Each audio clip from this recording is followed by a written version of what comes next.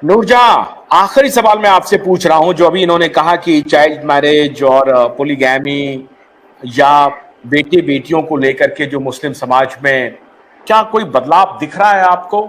और चाहे वो गरीब तबका हो, चाहे वो अमीर तबका हो, पढ़ा लिखा तबका हो, कम पढ़ा लिखा हो, कोई सोच में बदलाव आया है? कुछ ये जो नए जमाने का जो प्रभाव होता है आ, उस कम्युनिटी पर कुछ पड़ रहा है? कुछ टेलीविजन का, कुछ मीडिया का, कुछ सिनेमा का, और अब तो एक ग्लोबल विलेज में आप रह रहे हैं, तो कुछ इम्पैक्ट हो रहा है? कुछ उसमें बदलाव दिख रहा है आपको? बिल्कुल।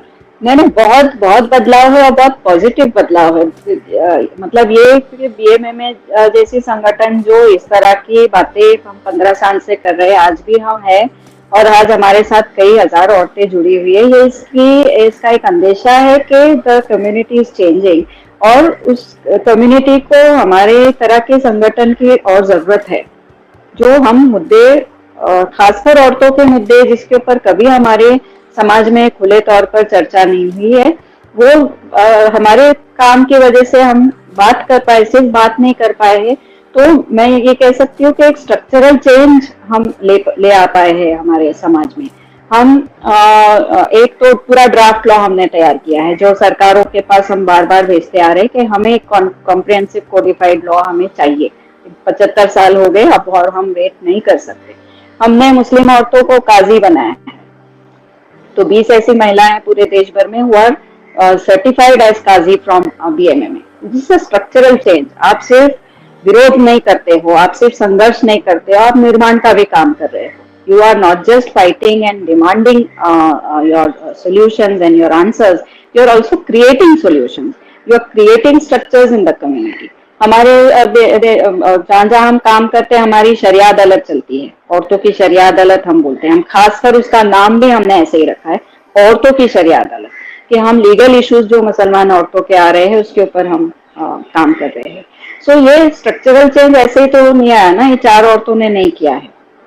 कई औरतें जो हमारे साथ जुड़ी है, जो हमारा लीगल एड सेंटर्स चलाती है, जो कारवा सेंटर्स जहाँ वोकेशनल ट्रेनिंग देते हैं वो चलाती है, जो ड्राफ्ट लॉ बना उसमें हमने हजारों औरतों से बात की, हजारों ऑर्डिनरी मुस्लिम औरतों से हमने बात करके वो ड्राफ्ट लॉ हमने तैयार। So we are not just receivers of religious knowledge. जो ये ग्रुप्स, जो हमारे इदारे हैं, मजहबी संगठन है, उनको तकलीफ क्या हो रही है कि अब तक वो मजहब को समझे हैं, उन्होंने जो बोला हमने एक्सेप्ट किया, जो पेट्रियार्कल इंटरप्रिटेशन है वो एक्सेप्ट किया। अभी as Muslim women we are creators of religious knowledge. हम हमारे मजहब को खुद पढ़ रहे हैं और उसकी व्याख्या हम खुद कर रहे हैं और उसके ट्रांसलेशंस भी हम खुद कर रहे हैं और उसकी एक नई समझ भी हम तैयार कर रहे हैं। So we don't need them. आप अपने आप को अल्लाह के एजेंट बना के जो अब तक मैनेज किए हो, जब तक चला तब तक आपकी दुकान चली, लेकिन अब नहीं चलेगा ये, क्योंकि हम भी पढ़ सकते हैं, हमें भी पता है कि हमारे मजहब में क्या है। So this structural change is happening.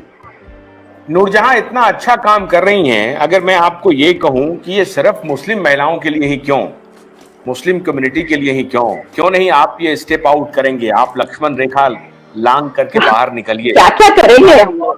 You are only for Muslim आंदोलन, मुस्लिम महिला आंदोलन।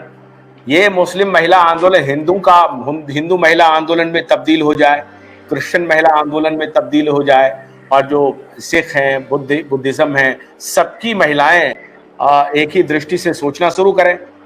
ऐसा क्यों नहीं? बिल्कुल नहीं, हो सकता है। बल्कि कल परसों ही एक बहन से बात हुई है, वो दिल्ली में एक मीटिंग रख रही है जहाँ पर एक वो तो सिर्फ लॉ की या उस कम्युनिटी की बात नहीं कर रही है, वो तो कह रही है कि एक फेमिनिन लीडरशिप आनी चाहिए। कि आदमियों ने इतने दशकों से अलग पूरे देश, पूरे दुनिया की आप लीडरशिप देखे, आदमियों ने निभाई है, पुरुषों ने निभाई है, और हमको कहाँ पर लाकर खड़ा कर दिया है।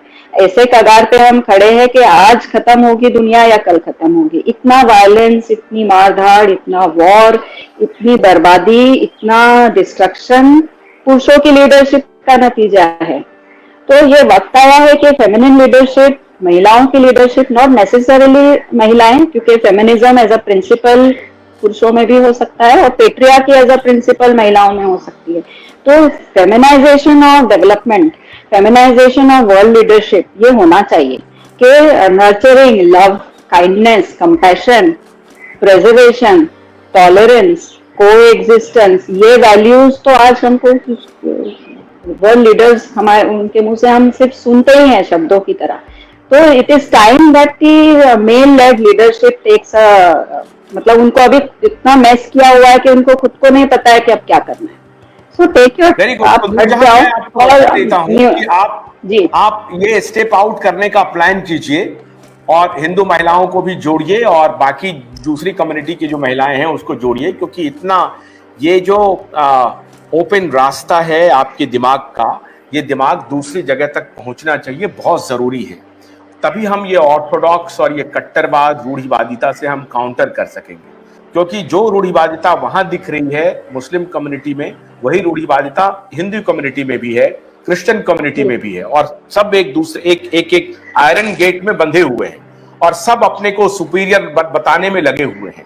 इस कॉम्प्लेक्स से बाहर निकालना पड़ेगा और आप जो काम कर रही हैं, आपको बहुत बहुत बधाई और हमारी शुभकामनाएं। मैं फिरोज भाई को भी और आप दोनों को ये वचन देता हूं कि मीडिया के माध्यम से जितना हो सकता है मैं पूरी तरह से आपके विचारों को आम जन तक पहुंचाने की कोशिश करूंगा, आपकी कम्युनिटी में भी, आपके कम्युनिटी के बाहर भी। और मैं अपने दर्शकों से अपील कर रहा हूं कि नूरजहां के इस अपील को और उनके इस विचार को आप भी फैलाइए, अधिक से अधिक हमारे वीडियो को शेयर कीजिए, यूट्यूब पर सब्सक्राइब कीजिए, फेसबुक ट्विटर पे फॉलो कीजिए, बिटचुट पे फॉलो कीजिए, अन्य प्लेटफॉर्म पर भी फॉलो कीजिए। आप हमारे साथ इंडिया डिबेट में आई नूरजहां, फिरोज भाई, आप दोनों का बहुत बहुत शुक्रिया। कल रात 9 बजे हमारी आपसे फिर मुलाकात होगी, तब तक के लिए अनुमति दीजिए। नमस्कार।